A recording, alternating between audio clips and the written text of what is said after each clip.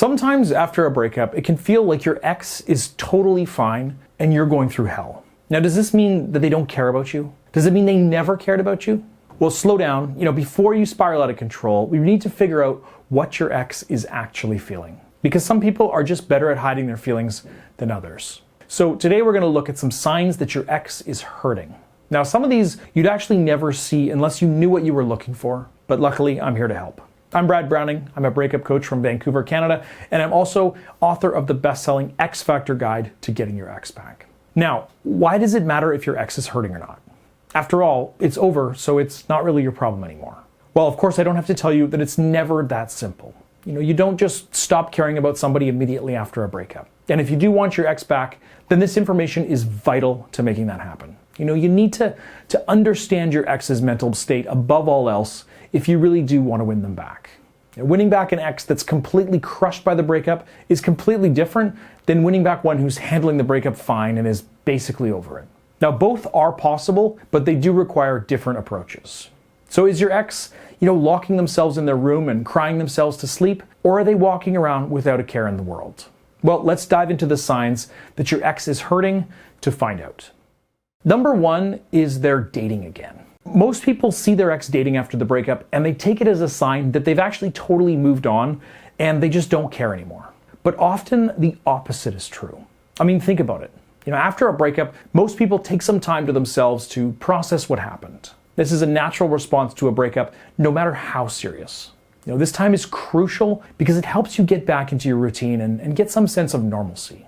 And when people try to skip this step, it's not because they're doing so great that they just, want to get right back out there and meet somebody new.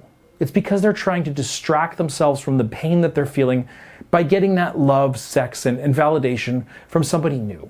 Now, all different kinds of people take this approach, but it's especially common among men because men are more prone to try to, push down their feelings and just keep moving forward. This is because many men lack a solid social support system and don't know how to sit with these feelings and actually process them.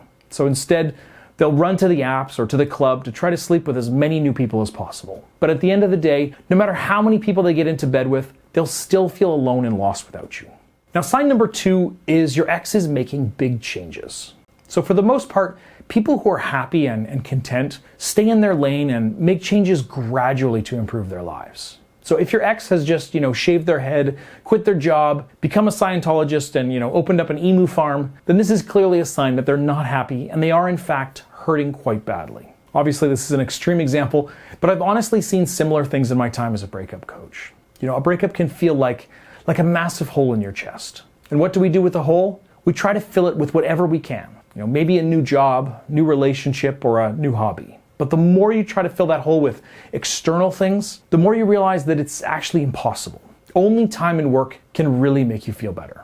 So if your ex decides to, go back to school a week after you break up, it's probably not because they're, making moves and living their best life. It's because they're in pain over the breakup and they miss you more than they actually care to admit. Sign number three is they act stoic. So the way somebody treats you is bound to change after breaking up, of course. If they still acted the way they did when you were together, then you'd have to wonder if they really understood what was actually happening. So don't be surprised if your ex is, a little cold and distant when you speak to them after the breakup. But that's not really what I'm talking about here. I'm talking about a general flattening out, a graying out of their emotions. Not just towards you, but towards everyone and everything. So maybe they're usually a happy and bubbly person, and now they seem as though they don't care at all. This can be a very strong sign that they're in pain. When you're overwhelmed with pain, it's common to just curl up in a ball and cry, but many people just don't have that luxury. Life goes on and it interrupts the grieving process. So in order to hide their feelings and get back to life, they'll often adopt a sort of mask that they'll use to navigate the world, either consciously or subconsciously. But if your ex is feeling this way, it means that they don't have the energy to fake happiness and to fake positivity, and they're just doing all they can to actually numb the pain so that they can just get through the day. Now, a really extreme version of this is what's called flat affect, and it happens to people with post-traumatic stress disorder. Now, chances are your ex isn't that messed up by your breakup, but a more mild version of this is not uncommon, and it is a sign that your ex is in pain. The next sign, number four, they're trying to make you jealous. Now, this is another one that many people misinterpret after a breakup. They see their ex, talking with an attractive person and they think, oh, they've moved on. But really, if you're seeing your ex act this way, or they're telling you about it, then there is usually an ulterior motive at work here. They're actually doing this to make you jealous, to get a rise out of you. You see, even if your ex was the dumper, a breakup can make them feel unloved, unlovable. And obviously, this feeling comes out of the pain of loss that comes from a breakup.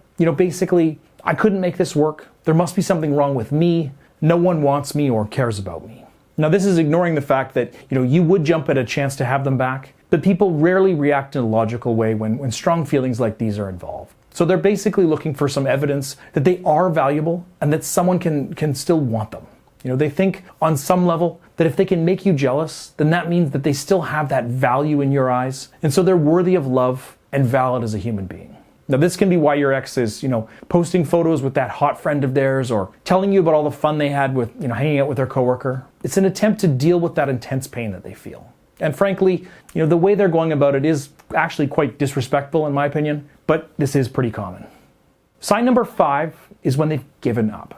So one of the common responses to overwhelming pain is to just give up on life for a bit. So if your ex has just, stopped showing up to social gatherings, to work or to school, then this is a strong sign that they're in pain. They're probably holed up in their room, hiding from the world. And if you do see them, they may look disheveled because they're not taking care of themselves or their personal hygiene.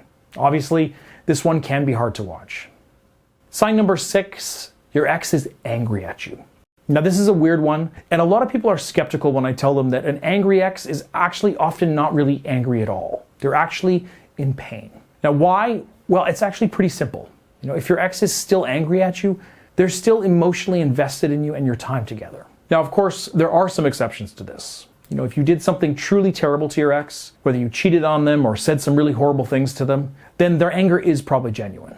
But if there wasn't anything bad that led to your breakup, and yet your ex continues to hang on to little arguments and disagreements long after breaking up, that's usually an indication that they're still thinking about you regularly because they're hurting. So I know this may be hard, but try not to take their anger personally. It's actually a good sign if you want them back. If they were totally over you and feeling good, they wouldn't bother reaching out to you with this kind of negativity. Now, if you are struggling to deal with your angry ex and you want to break through this facade and win them back, well, I can help you out. Sign up for my one-on-one coaching program and we can figure out a plan right away to melt your ex's heart and get them back in your arms. You can find out more info and check out my current availability at breakupbrad.com/coaching. And I'll put a link in the description there to make it easy for you. And I really do look forward to hearing from you.